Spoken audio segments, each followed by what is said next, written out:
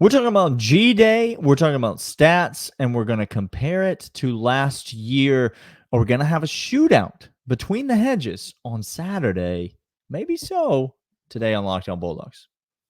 You are Locked On Bulldogs, your daily podcast on the Georgia Bulldogs. Part of the Locked On Podcast Network. Your team every day.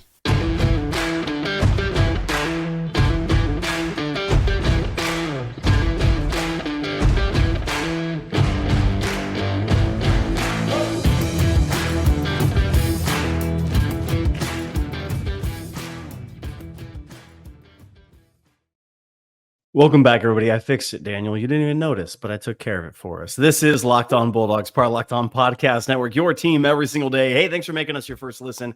Daniel and I together are Locked On Bulldogs, and we just love them Bulldogs, and we love the 199, the fans that loyal third segment. Listen all the way to the end. You're thus knighted, loyal third fan segment 199 listeners. We do this podcast for you guys. You're the best. We love you. Absolutely. We feel seen and heard when you leave us a comment. And the big dent, sir. We see you, and you see us. And we see each other. Just know that we're just a couple of dudes here staring at each other. Clint, today we're going to talk about G-Day. It's an exciting week to be a Georgia fan because the spring game is upon us. And that's great news. It's great news if you love Georgia football, which I know you do because you're here listening to this podcast. And it's great news if you are jonesing for some football on your television. Maybe you're going to get down to Athens, GA. You're going to watch it in person. We love G-Day. We love to make way too much of very small things. We're going to get on. I mean, you want to talk about an overreaction. We are going to overreact to so many things about this G-Day. But yes. Can we overreact, overdo things beforehand, Daniel? Can we do things that just it came back. Yeah. It's back now. No, it's fine. We can overreact, but we can also over pre-react.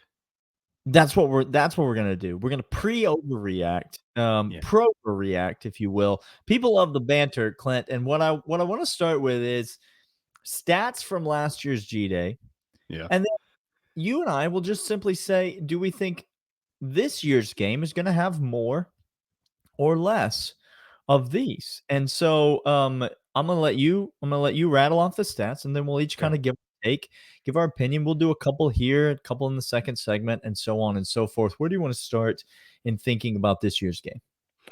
So I'm going to go team stats first. I'm going to list some of those, and then I'm going to get some individual stats. We're going to go through some of those. But total offensive yards per play. Okay, so this is yards per play. Both teams, obviously, it's all Georgia. Black versus red. I'm going to go with black first, and then hitting red. But average gain per play, 5.6 and 7.0. Daniel, 5.6, 7.0, right around 6.2. Math is hard, but yeah, 6.4, something like that. 6.3 yards per play for the offense. Over under that per play number this G-Day. Does that feel high to you, or does that feel low to you, Clint? That feels a little low to me. That feels low to me. I feel like this year we're going to be over that. I feel like this year we're going to be up 7-8 yards per play, if I'm being honest. And I'll tell you a couple reasons that I feel that way. One, we're obviously bullish on the offense this year, but we actually think the defense is going to be significantly improved this year too. I think this year's defensive squad actually has a chance at G-Day because you look at the second and third stringers. I think this defense is much deeper than it's ever been. So I think the defense has a chance to be really good. But I'll tell you, the main reason that I'm bullish on over 7-8 yards per play this year at G-Day is not because of Carson Beck. It's because of Gunnar Stockton, Clint. I think you're going to see second year in the system. I think you're going to be seeing a lot of Gunnar in this game. Now, obviously, you're going to get some of the younger quarterbacks. I hope Puglisi's going to be able to play. Not sure if he will be, but you'll see some of the walk-ons and stuff obviously will spell Carson Beck, but you're going to see Gunnar get a lot of reps in this game. And not coming in as a true freshman, coming in with 1 year under his belt already as a redshirt freshman, I think is going to put him in a premium position to A, know the offense, know the system, be able to perform at a high level, and B, want to really show out in this stage and on this platform.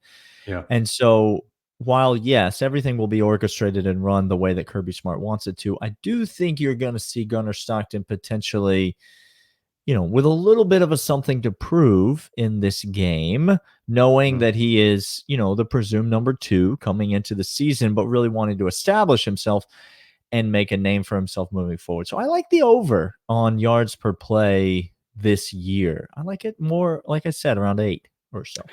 I agree with this. I think when Carson Beck throws, it's going to be a couple of route options. And I think one of those route options is going to be a fade, back end zone. I think the yards per play on big chunks like that, I think Gunnar Stockton is going to be, I forever believe in his ability to gain positive yards, if not through the passing game, tucking it down and running with it, a la Stetson Bennett, because he's very gifted at that, more gifted than Carson Beck is. Although Carson Beck is elusive, he is not the abject top end speed. Not a runner. No, that Gunnar Stockton has. So I think that is true. But Daniel, even beyond that, I think the running back room is going to provide for us many. We've talked about it. The chunk plays from the running back group should be there this year. And I think they're going to get their shot. I think the defense is going to be improved, but the defense is always behind the 8 ball in these games. It happens every single year, and every single year we say to ourselves, "Oh man, the defense look shaky on here, shaky on that." Well, it's very, very difficult to get into that rhythm of knowing the routes. Offense guys, once you get timing down, they can keep it going very well.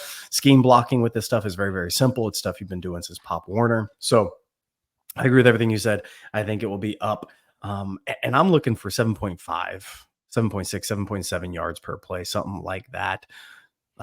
Especially if ETN is good to go in G-Day. We're going to talk about here in a little bit, maybe next episode, some specific names, but Roderick, if he's geared up and lathered up in the backfield, watch yourself. Oscar Delp is going to get some touches as well, and in that short passing route, or that simplified passing route is going to be there for them, Daniel. For sure. So I agree as well. We're going to come back over this. I'm going to get out some more stats. Daniel's going to let me know what he thinks about him. But first, these are, in fact, FanDuel. Daniel and I love FanDuel. How do I know that I love FanDuel? We've been there. We've done that. It's fantastic. You should be there, too. It's playoff time in the NBA, NHL. Baseball's in full swing. How you doing? No, Chris is it? Sale, Marcel Ozuna. Chris Sale. We love to see it. We love it. FanDuel is your place to bet on every game. Right now, new customers get $150 in bonus bets, guaranteed. As $150 win or lose, but on everything from slap shots to home runs and slam dunks, all on an app that is safe, secure, and easy to use. What are you waiting for? Visit FanDuel.com/lockedon and make your first bet with an automatic win. FanDuel, America's #1 sportsbook. All right, Clint, we went with yards per play, talked about the offensive efficiency, offensive production. We both are bullish on it compared to last year's offensive production when it comes to G-Day. Couple of reasons we gave, couple more reasons we could give on that, but I'm sure we'll get into that as time goes on. Where do you want to go next? Where I want to go next is I want to go to 2 passing categories as well. See if you like them. Maybe I'll give you 3 options, Daniel. I'll give you the options. I love options. Average per rush. It's like a buffet. It is like a buffet. Average per rush. So yards per rush. Okay. Would you like that one?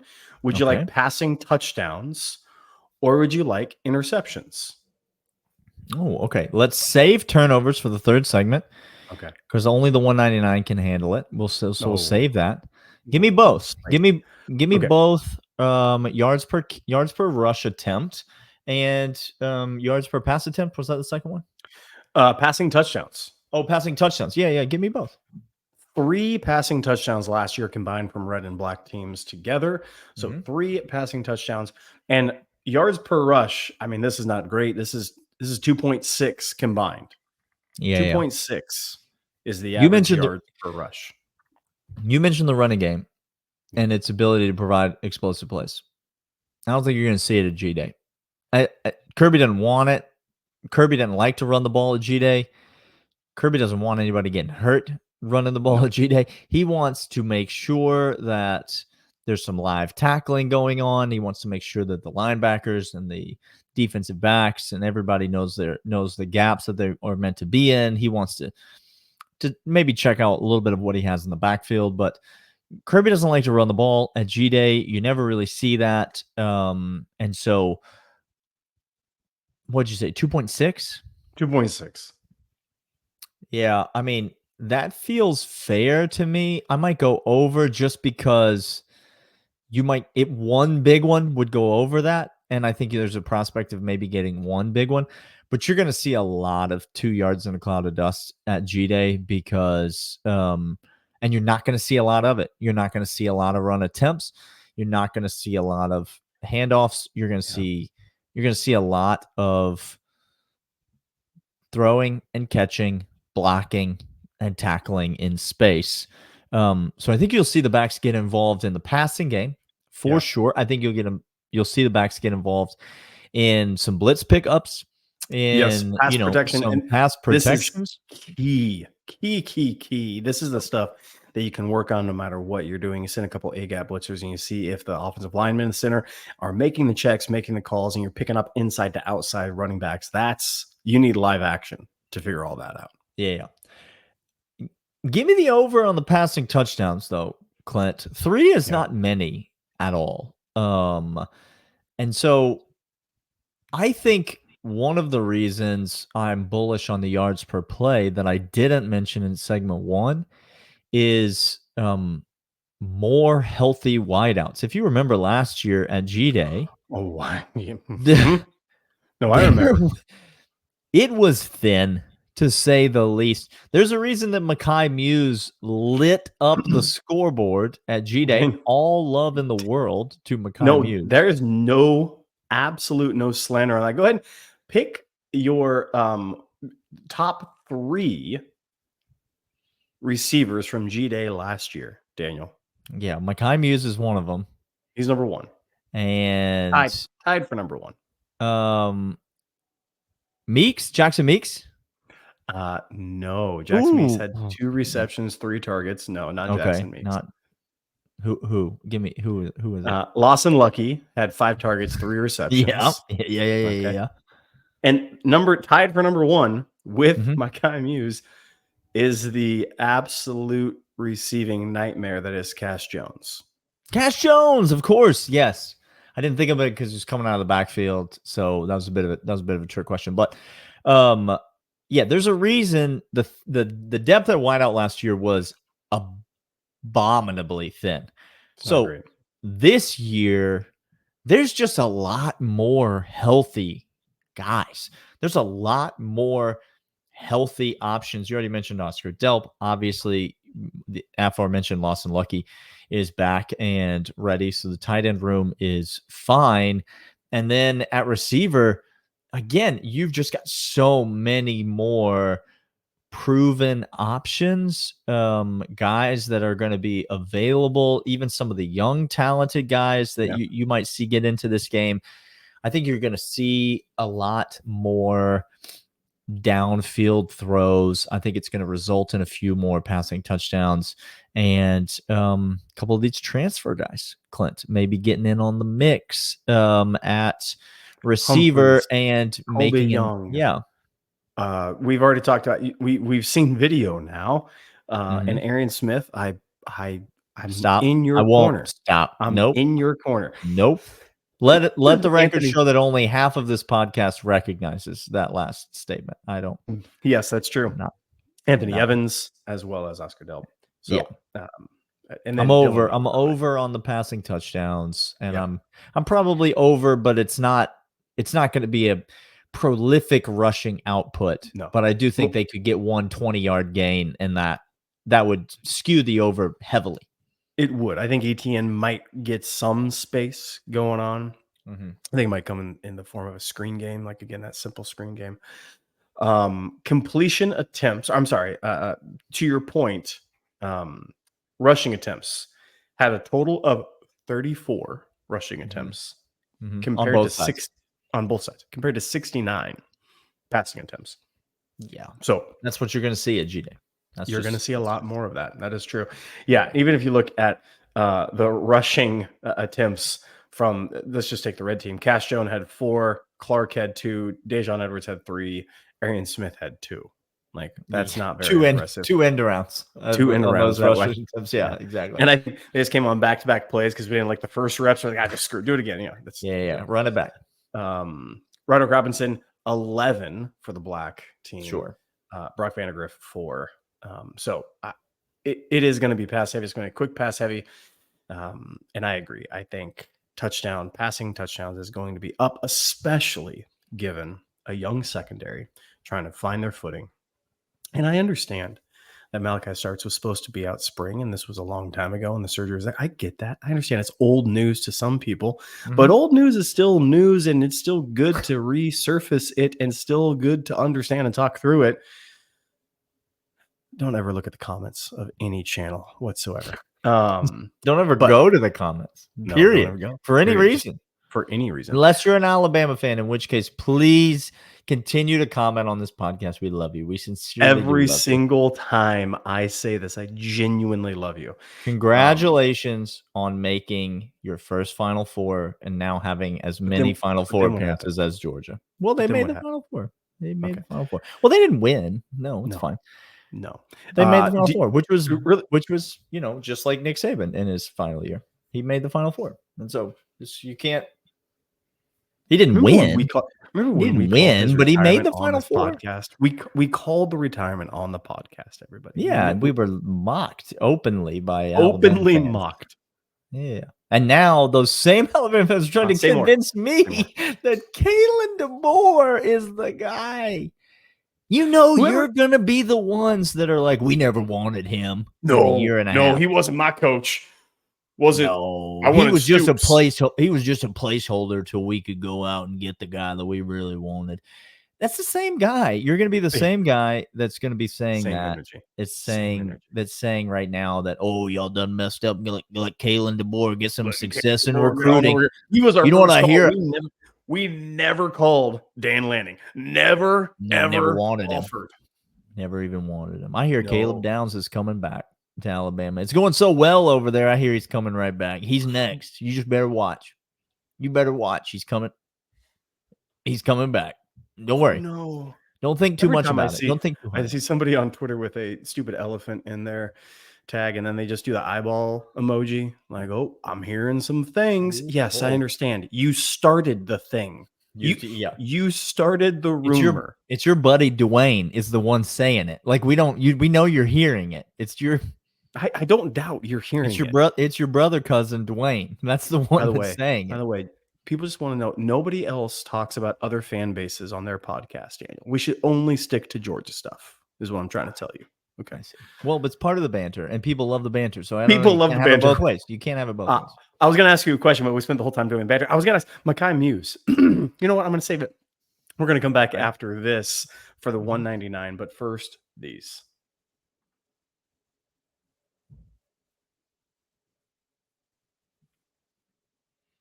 Makai Muse, I don't think is going to have very many catches this year. I wouldn't imagine you're going to have many catches. That's what you're going to ask. I don't think he's going to be very. I wasn't going to ask that. I was going to ask, is there another Makai Muse, Daniel? That's what I was going to ask. I mean, I think no. Let me give you a yes and a no. Is there a guy that's going to come from completely off the radar, get you really excited, and then turn out to be a productive member of Georgia's football team? Yes. Okay. That's Makai Muse. And the answer to that question is yes. There will be that. I don't know who he is. It's part of the fun of G-Day. Like there will be that. Dylan Bell was that guy. Do you remember? Do you remember 2 years ago when Dylan Bell was that guy?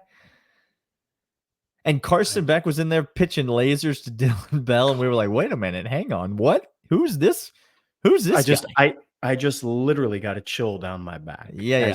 Because my brain it put the picture of that happening here in my mind. It's every year G-Day is one of the best parts of the game. So yes, there is going to be that guy this year, and it's going to be fun to see that and know that. Here's what I think will be different about last year, the Mekhi Muse experiment situation, particularly because of the lack of depth at wide receiver. Yeah. You ended up with a walk-on Mekhi Muse who kind of made a name for himself, really acclimated himself to the fan base. And then he comes out in week 1, returns the kick for the touchdown, and everybody just is like losing their mind about Mekhi Muse. He was forced into it, and he had one skill, and it's a very good skill. It's being shifty in open space and then an afterburner. That's good. Right. And no disrespect to Mekhi Muse whatsoever. Nope. The difference between this year's Mekhi Muse and Mekhi Muse is that this year's version will be much more talented, much more ready to be a Dylan Bell type long-term contributor to this Georgia offense that nobody saw coming. I do anticipate that happening, but I don't think it'll be a walk-on, if that makes sense. No. It does make sense to me. Okay, Daniel, I got a few more to get through for the 199. By the way, I love having you here. 199. Mm-hmm. The Big Dent, Dukes, yeah, M-Dubs. They all have names. They all have nicknames. Weldon Brothers. Yeah. Randy Spoon. Yeah. There's a lot. You got into that. It's like giving an acceptance speech at the Oscars right now. You've dug yourself a hole by trying to start naming people. Just be tweeting. Okay, here we go. Two other things for you. Kicks. Everybody's gonna laugh right now, but the 199, they're not laughing. We're talking about kicking because 199. We all know it's important. There's a team that went a little bit to the left, a little too much. What if the banana is soft and mushy and dog-leg sharply to the left? That's Ohio State. I can neither confirm nor deny that that's ever been said on an Ohio State yacht. This is the best line from Arrested Development, by the way, in the whole show. All right, go on. Kicking, Clint. Here we are. Kicking. He said mushy banana. Kicking. So we had last year, we missed one PAT, but we were perfect on field goals. 2 for 2, and then 1 for 1. Total of 3 for 3 field goals. The team kicked 7 extra points, missed 1. Do we see a kicking performance like that again, Daniel? That's pretty good, except for the PAT, the missed one of those. Do we see another near perfect score from the kickers in G-Day? Now, remember, we got more misses. I'm going for more misses. It's got to be more. We have changeover. We have turnover. We have new kickers coming in. Yeah, it's going to be different. That's a part of the game that I am looking forward to having eyeballs on for Georgia, because it's a big question. I'm looking forward to being miserably pessimistic. Yes, if that's what you mean. I am looking forward to anticipating darkness and despair. Yes. Well, thank you for that. Thank you for more giving misses. It's going to be more misses from the kickers this year, and that's okay. You'd love to see somebody emerge, obviously, and this, in the kicking competition. I think that would be good, but in an ideal world, everybody goes perfect, and the battle continues throughout into the fall. But I don't hate where we are at kicker. I'm not necessarily pessimistic about, but anytime you break in a new kicker, I mean, and I know, Clint, every time anybody lines up to kick this year for Georgia, you don't trust them. You don't trust these guys out there. Like, you don't know them. You don't trust them. They've never done anything that has proven to you that they are worthy of your faith and expectation that they're going to make it. it took forever for Rodrigo Blankenship to earn that trust for me. And then Podlesny comes in, and he wasn't perfect early on. He wasn't. He struggled. He had some ups and downs that he had to earn the trust back again, Daniel. Yeah, but you sort of forget when you've got a guy that's been there a few years, and Podlesny would run out on the field, and you'd be like, yeah, this 3 points. We're good. Like, we're good. This is going to go. He's inside a certain range. Like, we feel good about this. It's going to take that time this year for the kicking situation to develop. And I expect a few misses at G-Day that's just going to give me something to chew on over the offseason. It'll be fun. Okay, my next one, sacks. We had 6 sacks last G-Day. That feels high to me. So one half had 1, the other half had 5. And I looked at the 1 category first. The other on the sheet, the other category wasn't there. And I was like, oh, 1. Okay, so I was expecting 1 or 2 on the other side. 5 pops up, 6 total. That did seem high to me as well. Now, again, everybody understand, G-Day, the whistle is quick. If he's near the quarterback, we're not just sacking, not taking him down. You touch him with a hand. You graze him with a hand coming by. Yeah. You just get close. Okay. That's right. More or less. I'm going to go less this year. Yeah. I like our second string offensive line. That's why I'm going to go less. Oh, yeah. It's the second string O-line that's going up against the premier pass rushers for the University of Georgia in this game. Like, it's a tough assignment. And so I like our second string O-line. I like our depth at the O-line. I do as well. I do think you could run into some stuff at tackle. Once you get down the depth chart, that makes me a little bit nervous, a little bit uncomfortable. But I do think you're going to see a lot of guys rotate through. I go with less. I think experienced quarterbacks as well. I think you're going to have maybe a bit less in terms of the sack department, even though I think Georgia's pass rush this year is going to be leaps and bounds better than it was last year. So. Very improved. I agree. He is Daniel. I'm Clint. This is Locked On Bulldogs, part of Locked On Podcast Network. Your team every single day. We'll be back tomorrow giving out names from G-Day that you need to take a look at. We'll see you guys then. See ya.